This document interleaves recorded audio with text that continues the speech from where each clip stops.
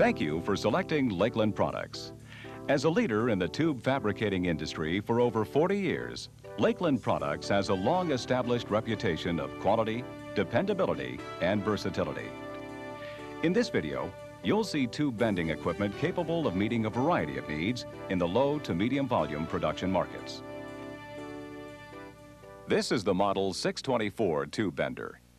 The model number designates the sizes of tubing that the machine will bend.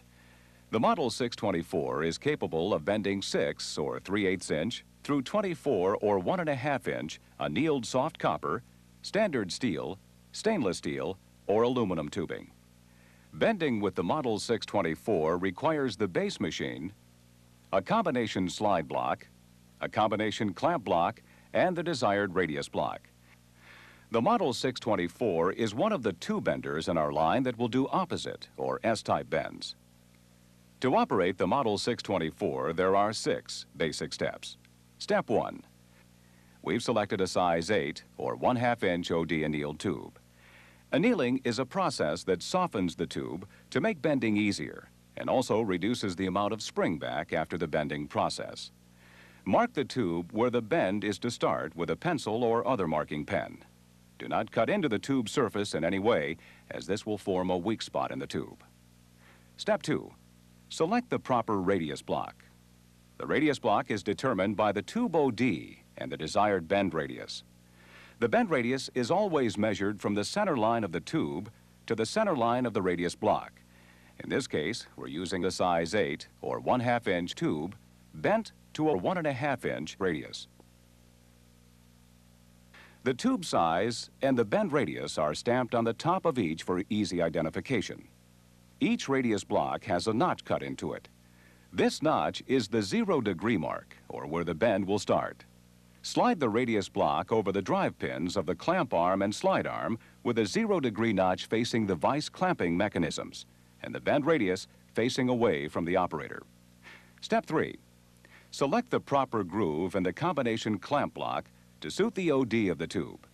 In this case, the size 8. Each tube size is stamped on the end of the block. Place the clamp block on the clamp arm vise face with the selected groove facing toward the radius block. Step 4. Place the selected tube in the radius block with a mark adjacent to the 0-degree notch on the radius block.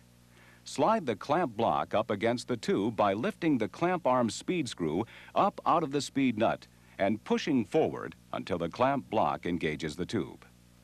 After the clamp block engages the tube, drop the clamp arm speed screw back down into the speed nut and turn clockwise to tighten the block securely against the tube. Make certain that the block is tightly fastened because the clamp block will hold the tube against the radius block while the bend is being made. Step 5. Select the proper groove in the combination slide block to suit the OD of the tube. In this case, the size 8. Each tube size is stamped on the end of the block. Place the slide block on the vise face of the slide arm with the selected groove facing the radius block.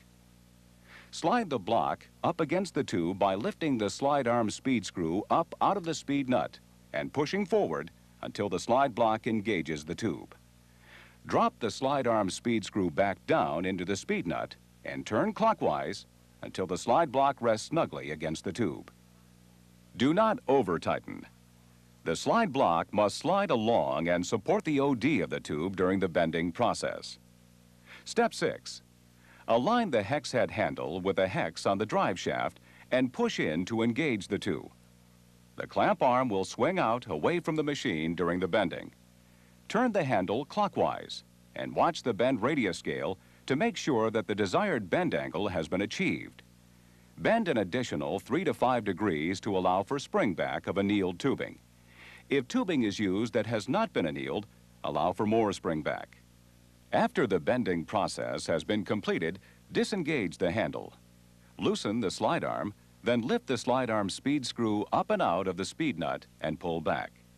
Use this same procedure to disengage the clamp block and remove the tube from the radius block. Swing the clamp arm back to the starting position. To do opposite bends, remove the slide arm assembly and place on the opposite side of the bender. Move the clamp arm assembly to the opposite side of the bender and follow the same bending procedure. Light tubing can also be bent without engaging the handle.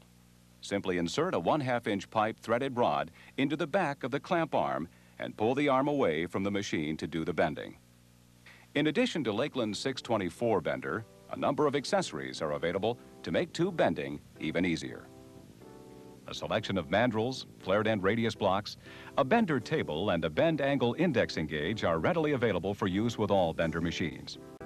For quality, dependability, and versatility, Lakeland Products is the right choice for your tube bending needs.